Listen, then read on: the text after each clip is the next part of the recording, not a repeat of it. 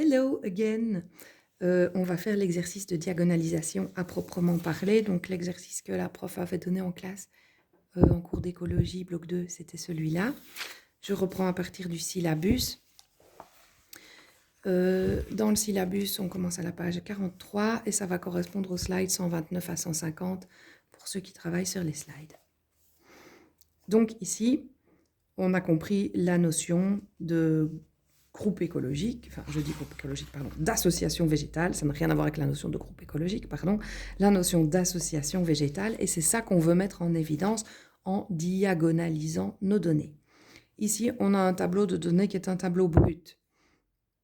Du coup, on ne voit rien apparaître très clairement. Bon, si on a un peu l'œil, si on peut déjà voir par exemple que en station R1, j'ai ça, ça et ça. Bon, d'accord. Est-ce que je les trouve ailleurs? Est-ce qu'il y a une station qui ressemble à la 1? Bah, la 6, elle a du ça et du ça, mais pas ça. Ok, sans même aller lire ce qu'on a. Hein. Est-ce qu'il y a d'autres stations qui ont l'air de se ressembler? Donc, il y avait la 1, la 6. Est-ce qu'il y en a d'autres? Bah, la 11. Elle a celui-là, celui-là et celui-là, donc elle ressemble vachement à la 1. Et puis, la 4, elle a ça, mais elle n'a pas ça, mais elle a un truc en plus. Ok. Donc ici, par exemple, avec ces 4 plantes-là, à savoir du genêt à balai, la lusule, je ne sais même pas ce que c'est cette plante-là, et celle-ci qui n'apparaît qu'en 3, je vais pouvoir faire un groupe. Donc, ce que je vais faire, c'est que je vais permuter les lignes et les colonnes pour essayer de regrouper entre elles des choses qui se ressemblent. Du coup, quand j'ai une fois remis toutes les lignes, par exemple tout ce qui vient en R1, bah, je le remonte, bah, du coup je trie les lignes, et puis j'ai rassemblé les colonnes qui avaient les mêmes choses entre elles, j'obtiens des groupes, donc je vois clairement se distinguer 3 types de stations qui n'ont pas forcément exactement la même répartition, le même degré de présence, ni exactement les mêmes plantes dedans, mais ça se ressemble. Et donc, hop, on voit apparaître une diagonale. On a travaillé une fois comme ça, ça fait une diagonale. Ces petits sous-tableaux qui apparaissent dans mon tableau, ici il y en a 3, ça s'appelle des tableaux homotones. Et donc, ça regroupe une unité phytosociologique, ça c'est une, ça c'est deux, ça c'est 3 unités. Donc, ça correspond à 3 syntaxons dits élémentaires. Maintenant, de ces syntaxons élémentaires, je vais voir si je peux faire quelque chose pour les regrouper plus. Ici, pas vraiment. Hein. On peut dire qu'il n'y a vraiment pas de corrélation entre les uns et les autres. Je ne regarde pas encore ça. Et donc, je vais commencer à attribuer un coefficient, comme j'avais déjà dit. Donc, un coefficient d'abondance-dominance, voir vidéo précédente si ce n'est pas clair. Mais on a un rappel ici. Le coefficient d'abondance-dominance de Braun-Blanquet, c'est en chiffres romains et c'est en fonction du pourcentage de présence. Ici, le genêt est présent dans 100% des cas. Je lui attribue la cote de 5. Celui-ci est présent dans 50%, 3, et ainsi de suite. Donc ici, 100%, 50%, 50%, 75, ça fait un 4. Et je donne une cote à chaque station. Est-ce que je peux aller plus loin dans le regroupement? Ben non, clairement, il n'y a vraiment pas de point commun entre les groupes 1, 2 et 3, les syntaxons 1, syntaxon 2, syntaxon 3. Je ne vais pas faire de niveau supérieur. Donc là, je suis au bout de l'exercice. Évidemment, l'examen nous donnera sûrement un exercice où on peut faire plusieurs niveaux, comme par exemple ici.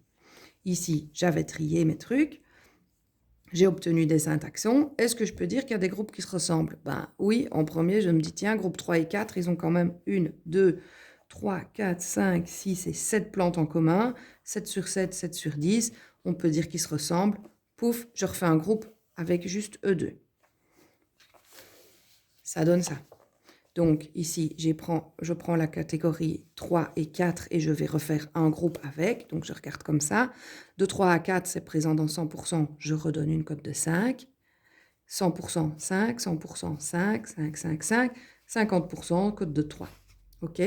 Une fois que j'ai fait ça, évidemment, je ne vais plus utiliser les colonnes que j'ai regroupées. Donc colonnes 3 et 4 disparaissent au profit de colonnes S'.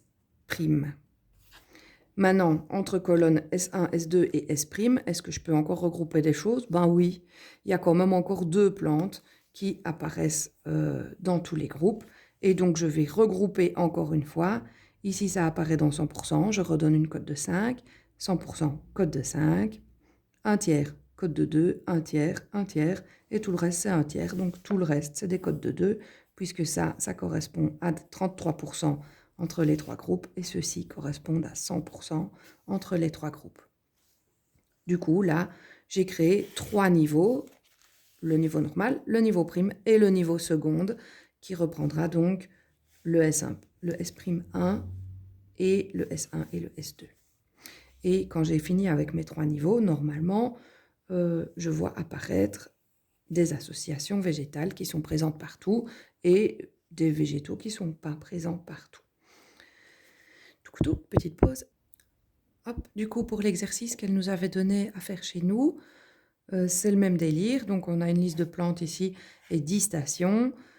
Ici, par exemple, je vois que j'ai de la fétuque là et là, ainsi que le Galium, ainsi que celui-ci, ainsi que du nard. Donc, je me dis, bon, 1 et 9, déjà, je vais les mettre côte à côte. Par rapport à la 2, est-ce qu'il y en a qui ressemblent à la 2? Ouais, clairement, la 6 et la 7, elles ressemblent à la 2. Elles ont ça, ça. Là, il n'y a pas, mais c'est bon. Là, il y a dans les 3. Là, il y a dans les 3. Ça, il y a dans 6 et 7, mais il n'est pas dans 2. Et ça, il est dans 2 et dans 7, mais pas dans 6. Ceci dit, donc je me dis, groupe 1, je vais faire 1 et 9. Groupe 2, je vais faire 2, 6, 7. Et je regroupe comme ça. Et je vais obtenir 4 groupes. Elle avait donné, c'est sur le slide 146. Pour ceux qui travaillent avec les slides, elle avait donné donc le correctif. Donc, elle a mis les colonnes 9 et 1, les colonnes 2, 6, 7, et 3, 4 allaient bien ensemble, et 8, 5, 10 allaient bien ensemble. Donc, on voyait bien que 3 et 4 avaient ça de commun et ça de commun, donc quasiment tout. Pas là, mais soit.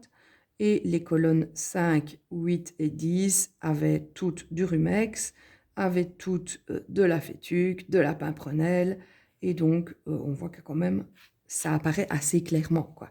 Si on a un peu un regard transversal, sinon, si ça ne vous apparaît pas comme ça au premier regard, vous travaillez par ligne, vous vous dites, tiens, où est-ce que je vois du rumex?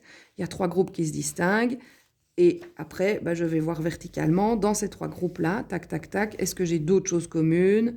Hop, oui, oui, oui, c'est bon, je sais que je vais les prendre.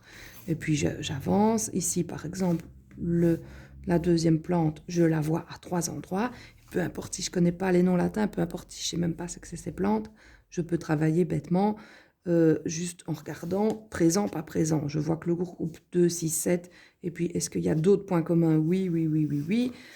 Et donc, dès que je vois plusieurs points communs, je dis, ok, je vais les grouper comme ça. Ça, c'était le groupement des colonnes. Et puis après, pour que ce soit plus joli, entre guillemets, je vais regrouper donc verticalement, je vais intervertir les lignes pour avoir ce groupe-là. Qu'est-ce qu'on voit une fois qu'on a fait ça? On voit que, ok, on a 4 groupes, mais dont 2 se ressemblent vachement, puisque toutes les plantes jusque-là sont quasi présentes dans les 2. Et 2 autres groupes se ressemblent vachement, puisque toutes ces plantes-là sont quasi présentes dans les 2. Donc, hors des 4 groupes, je vais refaire 2 plus grands groupes. Je vais d'abord donner une fameuse cote de présence en chiffres romains. Donc là, peu importe que j'en ai eu beaucoup ou pas beaucoup, je rappelle. Donc là, j'avais beaucoup, là, j'avais quasi rien, mais de toute façon, c'est présent dans 100% des colonnes du groupe, je donne 5. 100%, 100%. Ici, 50%, je donne 3. Pareil, 100%, 0, 100, 50%, je donne 3, 100%, 100%. Ça, c'était la version code de présence des 2 groupes que j'avais fait en regroupant les colonnes. Pareil ici, tout est présent dans 100%, donc tout le monde est à 5. Ici, j'ai des 50% et des 0 et des 5. Donc, j'ai des notes de 4, 5, 4, ici, rien du tout. Et puis 5, 5, 5 et 4, puisqu'on est présent dans 66% des cas. Et puis, je dis, ces 2-là, je vais les regrouper en une colonne, en un groupe S'1, et ces 2-là, je vais les regrouper en un groupe S'2. Donc, je fais un second degré de regroupement. Je ne regarde même plus ici les degrés l'abondance qu'il y avait.